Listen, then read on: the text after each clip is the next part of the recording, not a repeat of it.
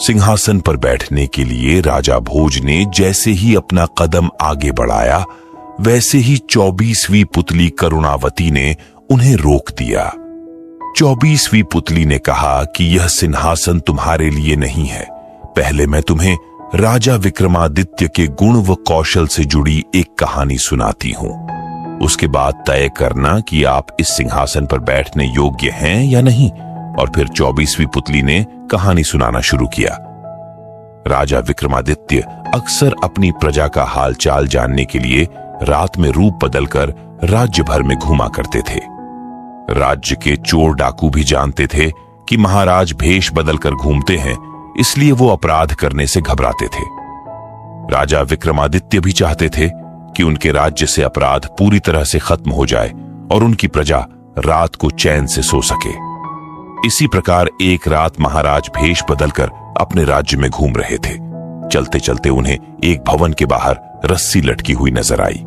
उन्होंने सोचा कि जरूर कोई चोर इस रस्सी से लटक कर ऊपर गया है, इसलिए वो भी रस्सी के सहारे ऊपर पहुंच गए। उन्होंने अपनी तलवार भी निकाल ली और चोरों को तलाशने लगे, लेकिन तभी किसी महिला की धीमी आवाज सुनाई दी। उन्हें लगा कि यह महिला ही चोर है। यह सोचकर वो कमरे की दीवार से सटकर खड़े हो गए। उन्होंने सुना कि महिला किसी से साथ वाले कमरे में जाकर किसी की हत्या करने को कह रही है। महिला कह रही थी कि उस आदमी की हत्या किए बिना किसी और के साथ उसका संबंध बनाना मुश्किल है। इसके बाद महाराज को एक पुरुष की आवाज सुनाई दी। पुरुष बोल रहा था कि वह लुटेरा जरूर है, लेकिन किसी निर्दोष व्यक्ति की जान नहीं ले सकता। उसने महिला से कहा कि उसके पास बहुत धन है और वो दोनों दूर कहीं जाकर सुख से अपना जीवन काट सकते हैं। इस पर महिला बोली कि तुम 2 दिन बाद आना, क्योंकि उसे सारा धन इकट्ठा करने में 1 दिन लगेगा। राजा समझ गए कि पुरुष उस महिला का प्रेमी है और महिला इस घर के मालिक की पत्नी है। इसके बाद राजा उस रस्सी के सहारे नीचे आ गए और महिला के प्रेमी का इंतजार करने लगे। थोड़ी देर बाद जैसे महिला का प्रेमी रस्सी पकड़कर नीचे आया, तो राजा ने उसकी गर्दन पर अपनी तलवार रख दी और उसे अपना परिचय दिया। महाराज को सामने देखकर आदमी डर गया, लेकिन राजा विक्रमादित्य ने उसे वादा किया कि अगर वो सच बताएगा तो वो उसे मृत्युदंड नहीं देंगे। इसके बाद उसने अपनी कहानी महाराज को बताई। मैं बचपन से ही उस महिला से प्यार करता हूं और शादी भी करना चाहता था। मेरे पिता बहुत बड़े व्यापारी थे, जिस कारण मेरे पास काफी धन था। फिर एक दिन समुद्री डाकुओं ने मेरे पिताजी का कीमती सामान से भरा जहाज लूट लिया, जिस कारण हम कंगाल हो गए और मेरे सारे सपने चकनाचूर हो गए। इससे मेरे पिताजी इतने दुखी हुए कि उनकी मौत हो गई। इसके बाद मैंने समुद्री डाकुओं से बदला लेने का निर्णय लिया। कई सालों तक इधर उधर धक्के खाने के बाद आखिरकार एक दिन मुझे उनका पता चल ही गया। किसी तरह से मैं उनके गुट में शामिल हुआ और उनका विश्वास जीत लिया। अब जब भी मुझे मौका मिलता, मैं गुट के किसी न किसी सदस्य की हत्या कर देता हूं। इस तरह से मैंने पूरे दल को खत्म कर दिया और उन्होंने लूट से जो पैसा इकट्ठा किया था वह लेकर वापस घर लौट आया। घर आने के बाद मुझे पता चला कि जिसे मैं प्यार करता था उसकी शादी राज्य के किसी धनी सेठ से हो गई है। एक बार फिर मेरे सारे सपने टूट गए। एक दिन मुझे उसके माया के आने के बारे में पता चला। फिर वो रोज मुझसे आकर मिलने लगी। एक दिन मैंने उससे कहा कि मेरे पास बहुत सारी दौलत है, लेकिन उसे मेरी बात पर विश्वास नहीं हुआ। उसने कहा कि अगर वो उसे 9 लखा हार लाकर दे तो ही उसे विश्वास होगा।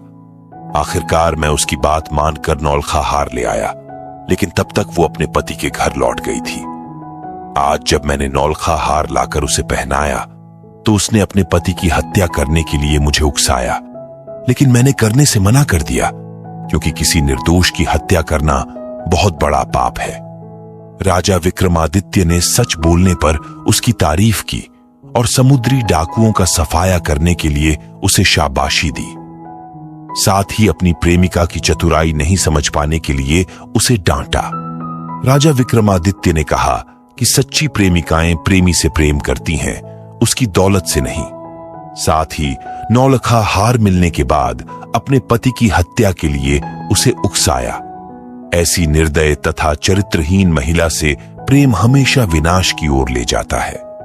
वह आदमी रोता हुआ महाराज के चरणों में गिर गया तथा अपने अपराध के लिए उसे माफ करने के लिए प्रार्थना करने लगा। राजा ने भी उसे मृत्युदंड नहीं दिया और उसकी वीरता और सच्चाई के लिए ढेरों पुरस्कार दिए। अगली रात राजा विक्रमादित्य उस महिला के प्रेमी का भेष बनाकर उस महिला के पास पहुंचे।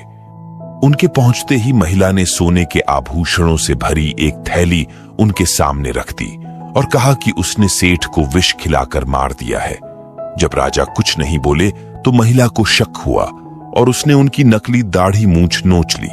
अपने प्रेमी की जगह किसी और पुरुष को देखकर महिला जोर जोर से चोर चोर चिल्लाने लगी और अपने पति का हत्यारा उन्हें बताकर रोने लगी। वहीं घर के बाहर खड़े राजा के सिपाही राजा का आदेश मिलते ही दौड़कर आए और महिला को गिरफ्तार कर लिया। अपने सामने राजा विक्रमादित्य को देखकर महिला के होश उड़ गए और उसने झट से विष पीकर अपनी जान दे दी। यह कहानी सुनाकर 24वीं पुतली वहां से उड़ गई और राजा भोज एक बार फिर महाराज विक्रमादित्य की न्यायप्रियता के बारे में सोचने लगे। कहानी से सीख, लालच करने वालों के साथ कभी अच्छा नहीं होता। उन्हें एक न एक दिन इसका परिणाम भुगतना ही पड़ता है, जैसे इस कहानी में पैसों के लिए अपने पति की हत्या करने वाली महिला के साथ हुआ।